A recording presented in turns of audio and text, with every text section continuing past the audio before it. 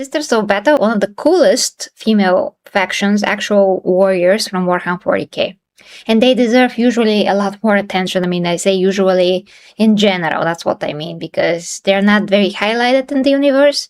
We finally got an animation to show their nature and how they fight and how they think and what they're dealing with. I reviewed already episode 1 on my Warhammer channel of Sister of Battles. It's called Adepta Sororitas, Penitence. The first episode was very good, but we pointed out then that there's some things that are kind of funny, and they are a reflection of the times that we are living, the same problems that we have with anything else, which in this case was that there were 3 Sisters of Battle main in the series. I mean, yeah, in those 3 episodes, one of them was black, and she talked with Wakanda forever. She talked with Wakanda accent. That's a problem, because it makes no sense that in the 41st millennium, you're going to talk like that, where we had 40,000 years of human history, 41,000 basically, and she is a cliche on the screen. Why is that? I mean, the universe is vast, human colonies are spread throughout the whole universe. Doesn't make sense that she's gonna fit in some kind of a stereotype that we have now in the 21st century, and she's gonna talk like she's from the deep, jungles of Africa. Like, what are you doing, Games Workshop? Doesn't make sense. Can't she just talk normally? She grew up. I can explain it. They recycle the same voice actors for everything. They recycle the same voice actors for the games. The Sisters of Battle voice actresses that you will hear in, I think the lead sister is actually one of the voices in Darktide. And I know this because Rihanna from MechWarrior 5 is the first voiced female Custodes. Okay, From the Tithe. So and she's in this episode. She's in Aeronautic Imperialis, the other one that we were talking about. So they've been recycling the same voice actors over and over again. And I don't know why. All right. Okay.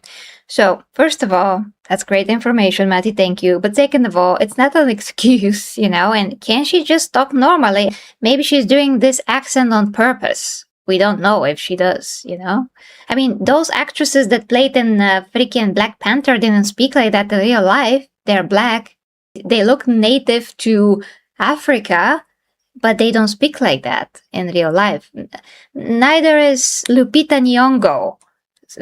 She doesn't speak like that. But when she's... I know one of them is a Jamaican actress. But again, why would you get such an actress to represent such a... DEI. Yeah. DEI. All-inclusive. Sure, okay. I mean, Sisters of Battle just, they look in different ways, but mostly how they look like is actually the sister that represents the one that was punished. That's how Sisters of Battle look, usually, just like her. The initiate. That's how they should look. And that she was perfect representation of Sister of Battle, basically. While the others weren't, because one was white, but without hair. The black one was with some hair, and she looked like a man.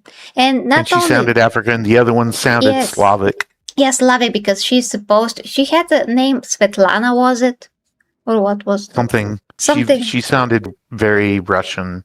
Yeah, so she's supposed to be kind of Russian and whatever. We don't need these things at all to represent nations that don't exist in Warhammer. We don't.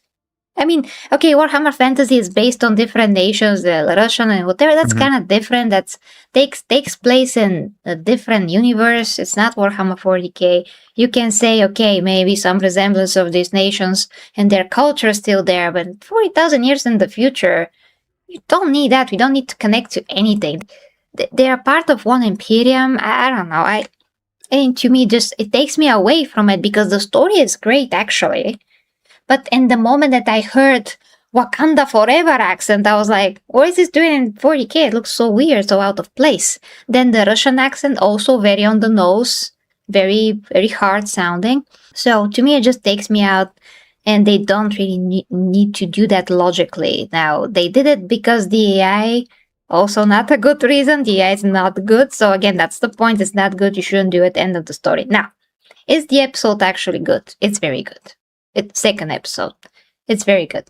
It gave us some insight on how Sisters of Battle again interact with each other, how they fight, how they survive or don't, or how they.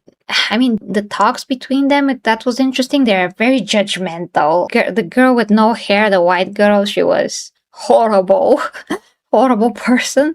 It's like she was angry all the time. Yeah, the black sister was Wakanda forever, but she was a lot more wise and understanding and leveled, which is like, well, the white one is bad and the black one is good. I don't know if they meant to do that, but that's how it came out. And I don't want to say any spoilers, so I'm not going to say what happened to them, but there's one huge relic thing that actually did work, and it actually did represent the Emperor's light and the powers that a sister can have even after she's dead, because she believed in the Emperor so much. And that was ambiguous. It's not like completely clear what was happening there, but for sure some signs that there was guidance involved with that relic. That was the case. And then the episode, of course, ended, and the whole time we are meant to be sympathetic to the initiate Sister of Battle, because she is so good, she's so respectful, and she is so apologetic about whatever she did that's wrong, and she has to take on this pilgrimage to atone for her sin. So the whole second episode was great. Now, I do want to focus next time on episode 3, because that was the shocking shock of the shocking episodes that shocked me. But I also think that is in line with Sisters of Battle character as well. But You did see episode 3? Yeah, but we're going to talk about what happened next time. But yeah, Martin, now I give it to you. Okay. For episode 2. What do you think? Episode 2, I loved all 3. I enjoyed it immensely enough to watch it over and over.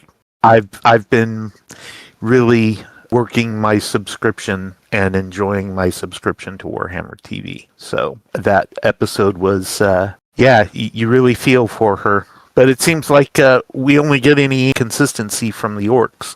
In what way do you mean? Yeah, the orcs. I forgot to say anything about the orcs, but yeah, the orcs were freaking great. Yeah. Yeah, they made the whole episode.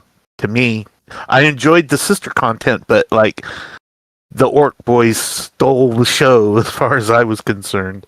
Oh, really? Though to me, it's still the sister, just because the orcs are the orcs. They just scream, shout, and kill, and that's the orcs. There's not really much more to them. I agree, but it was the interaction between these boys in particular that I enjoyed.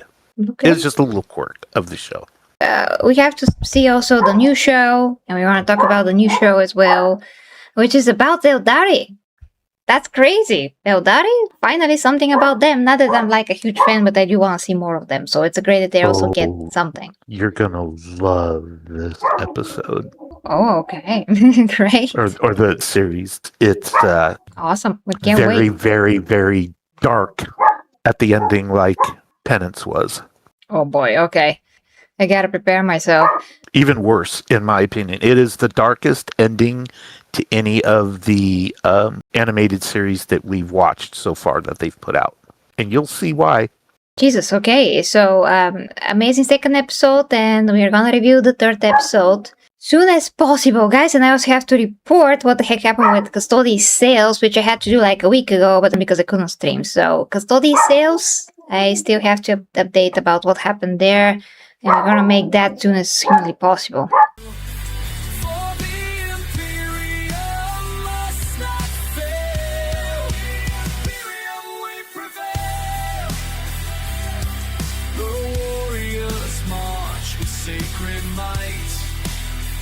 Their purpose burning crystal bright,